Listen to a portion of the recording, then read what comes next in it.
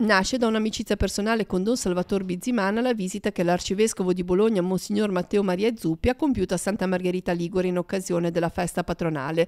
Monsignor Zuppi, legato alla comunità di Sant'Egidio, aveva conosciuto il sacerdote Novello durante un viaggio in Burundi. Sono tanti anni che mi lega l'amicizia con Salvatore, appunto dal Burundi, paese dove c'è stata e c'è ancora adesso tantissima sofferenza.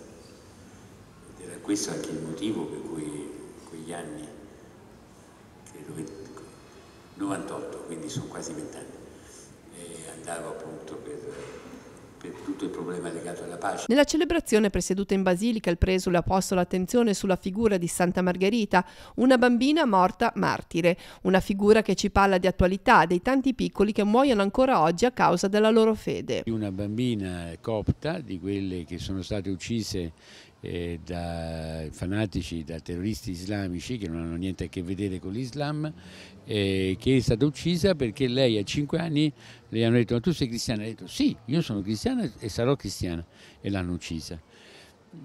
Tanti martiri, e questo ci deve aiutare a capire che cosa significa professare la fede. La forza del cristiano, ha spiegato Monsignor Zuppi, non è il coraggio ma l'amore, una caratteristica che ha contraddistinto anche la vita di Santa Margherita. Santa Margherita ha amato Gesù, per Gesù ha affrontato gli idoli di questo mondo, e forse anche questo ci dice molto anche a noi, che con gli idoli di questo mondo al contrario patteggiamo, ci facciamo conquistare il cuore, ci facciamo mangiare il cuore e la testa, tante idolatrie che diventano dipendenze.